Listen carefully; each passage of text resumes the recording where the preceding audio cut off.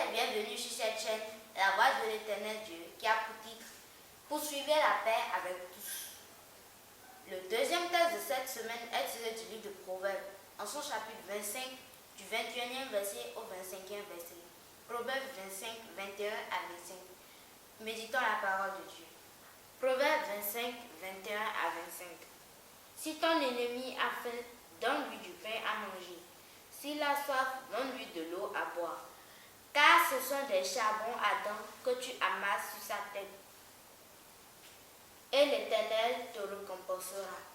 Le vent du nord enfante la pluie et la langue mystérieuse un visage irrité.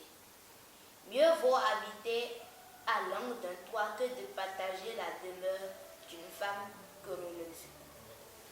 Comme de l'eau fraîche pour une personne fatiguée. Ainsi est une bonne nouvelle venant du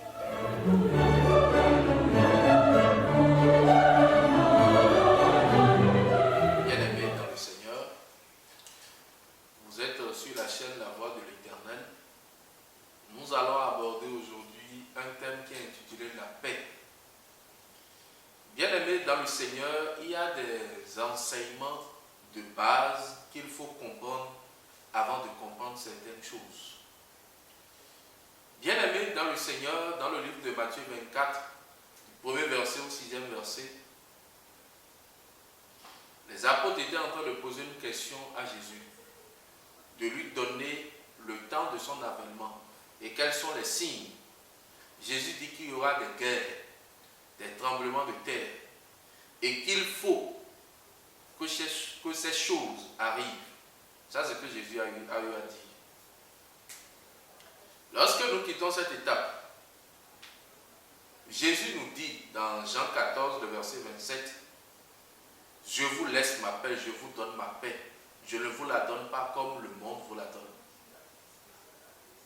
Et les apôtres disent dans 2 Pierre 3, à partir du verset 10, « Nous savons que toutes choses doivent se dissoudre. » Ça veut dire que cette terre-là, c'est voué à l'échec. Et qu'on va exterminer cette terre. Mais l'apôtre Pierre dit quelque chose de très capital dans 2 Pierre 3, le verset 12 à 13. Nous attendons selon sa promesse de nouveaux cieux et une nouvelle terre là où la justice habitera. Bien-aimés dans le Seigneur, dans Matthieu 24, 35, la Bible dit ceci. Le ciel et la terre passeront. Jésus n'a pas prévu une bonne nouvelle pour cette terre. C'est là le problème. Donc il n'a pas prévu de donner une paix pour cette terre. C'est là où tout est compliqué. C'est pour cela que si on ne comprend pas Dieu dans son rôle de créateur terrestre et Dieu dans son rôle de créateur céleste, nous allons passer à côté. Bien-aimés dans le Seigneur, ce n'est pas qu'il y a deux dieux, il n'y a qu'un seul Dieu. Mais sauf que Dieu a son rôle de créateur terrestre et Dieu a son rôle de créateur céleste. Dieu, dans son rôle de créateur terrestre, a échoué. Et c'est Dieu, dans son rôle de créateur céleste, c'est lui qui a gagné.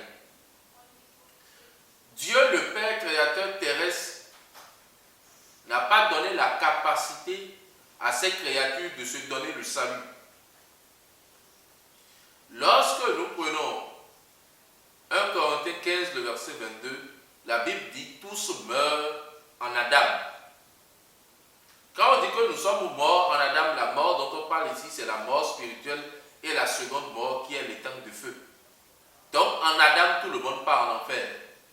Même Adam, pour pouvoir avoir la vie éternelle, doit être en Jésus-Christ. Si Adam demeure en Adam, Adam ira en enfer. Mais si Adam demeure en Jésus-Christ, il ira au paradis. Bien-aimé dans le Seigneur, Adam, dans Genèse 2, le verset 9, il avait l'arbre de la connaissance du bien et du mal, et il y avait l'arbre de la vie éternelle. Mais Adam a mangé l'arbre de la connaissance du bien et du mal pour nous rendre morts spirituellement, parce que Dieu, le Père créateur céleste, a prévu faire échouer son rôle de créateur terrestre. Je ne sais pas si vous allez comprendre ce que je dis. Mais si vous n'avez pas compris, veuillez bien nous contacter après avoir écouté l'enseignement. Bien-aimés dans le Seigneur, il y a quelque chose que nous devons comprendre. Les promesse de Dieu, c'est ça que nous voyons dans 1 Corinthiens 15, à partir du verset 45. C'est pourquoi il est écrit que le premier homme, Adam, devient une âme vivante, et le dernier Adam est devenu un esprit vivifiant. Ce qui est spirituel n'est pas le premier, c'est ce qui est animal. Ce qui est spirituel vient ensuite.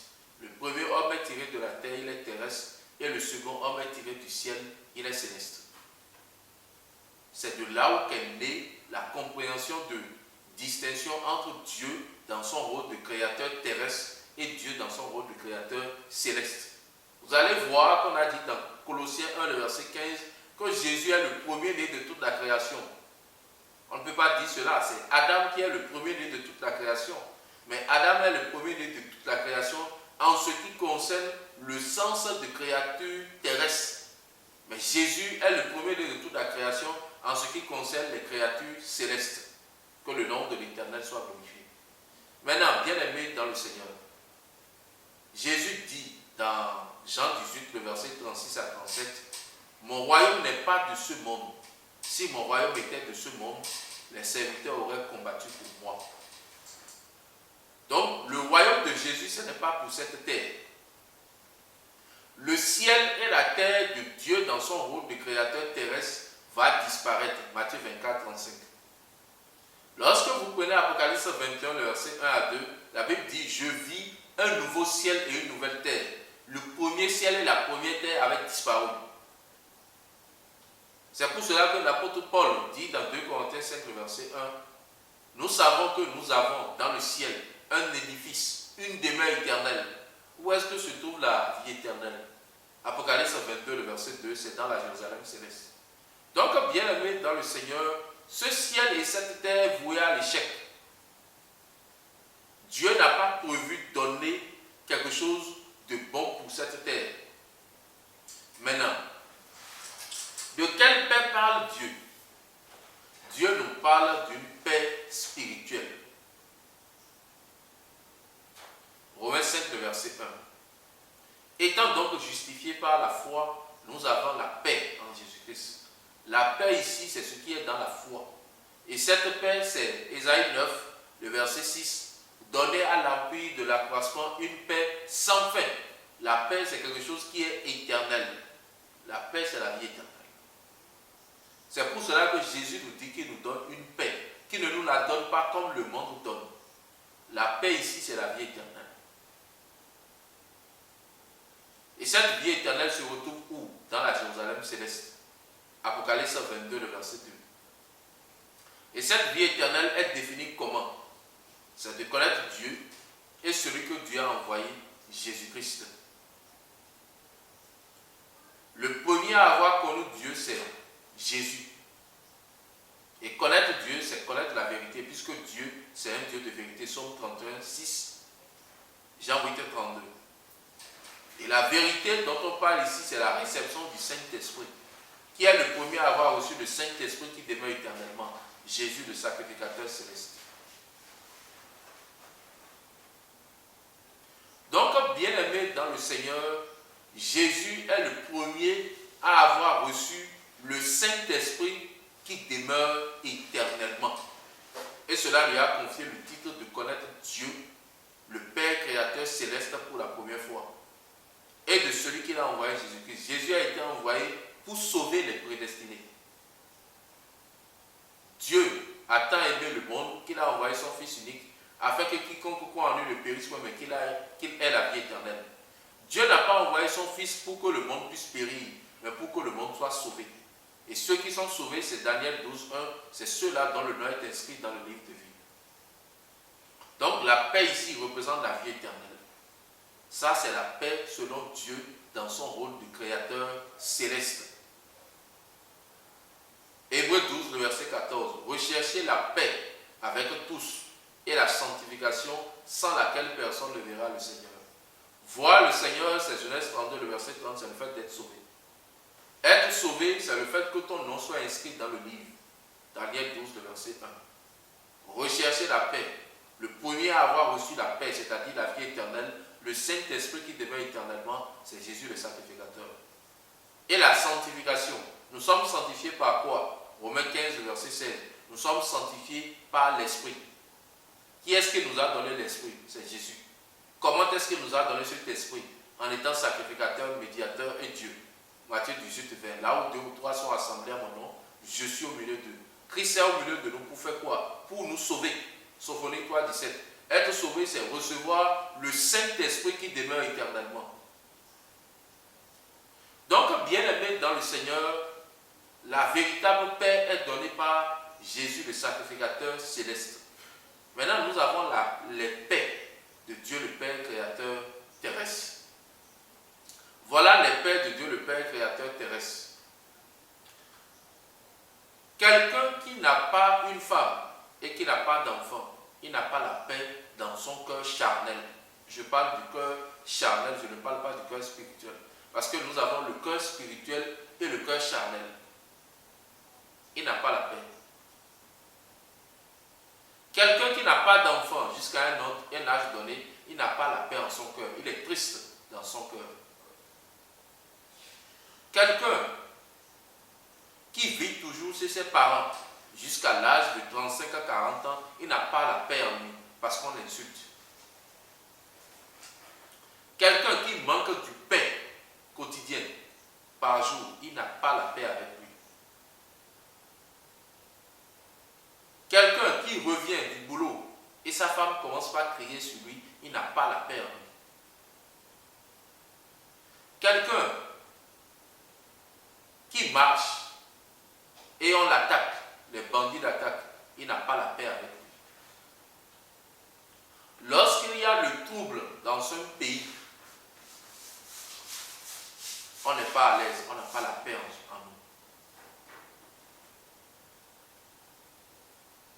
Donc voilà les exemples de paix selon Dieu le Père créateur terrestre. Bien-aimés dans le Seigneur, toutes les congrégations religieuses de Dieu le Père créateur terrestre essaient de nous apporter la paix, telles que l'Église catholique, protestante, évangélique, baptiste, céleste, chérubin, séraphin. Mais ils annoncent une fausse paix. Pourquoi c'est une fausse paix? Parce que Dieu n'a pas prévu restaurer cette terre. Et ils ne comprennent pas ça. Maintenant, et même s'ils ne comprenaient pas cela, ils ne comprennent pas ça en profondeur. Maintenant, il y a quelque chose que nous devons comprendre. Dieu a décidé de détruire cette terre. Mais selon les pratiques des œuvres dignes de la repentance, nous devons toujours prier pour la paix physique. Sachant bien que cette paix physique n'aura jamais lieu. Mais nous devons quand même prier charnellement pour cette paix physique. Donc, bien-aimés dans le Seigneur, le rôle de toutes ces congrégations religieuses, c'est d'apporter la paix dans le cœur de l'homme, tel qu'un homme doit avoir une femme, des enfants, avoir le bonheur, la richesse, ainsi de suite. Tous ces genres de paix, les églises de Dieu le Père créateur terrestre ont été envoyées pour ça. Et leur limite ne surpasse pas ça. Et celui qui nous donne la véritable paix, c'est Jésus-Christ. Et c'est dans la paix charnelle que nous avons la manifestation des dons de Dieu. Acte 2 à partir du verset 41. Lorsque les 3000 ont été convertis, ils ont persévéré dans l'enseignement des apôtres, dans la communion fraternelle, dans la fraction de pain et dans les prières. La crainte s'emparait de chacun. Et il se faisait beaucoup de prodiges et de miracles parmi les apôtres. Donc même les enfants de Dieu le Père créateur céleste, en tant que gage, et enfants de Dieu le Père créateur terrestre, qui sont encore sur cette terre, ont besoin d'une paix physique pour leur marche, pour que les miracles puissent s'opérer. C'est pour cela que jusqu'à présent, Dieu nous laisse une fausse paix, jusqu'à ce que le dernier sauvé soit sauvé. Et quand le dernier sauvé sera sauvé, il va totalement enlever la paix physique de cette terre. Que le nom de l'Éternel soit glorifié. Merci beaucoup à vous et on est ensemble éternellement pour ceux de la gauche et de la droite. Thank you for watching this channel, The Voice of the Eternal God. If you like this video, don't forget to subscribe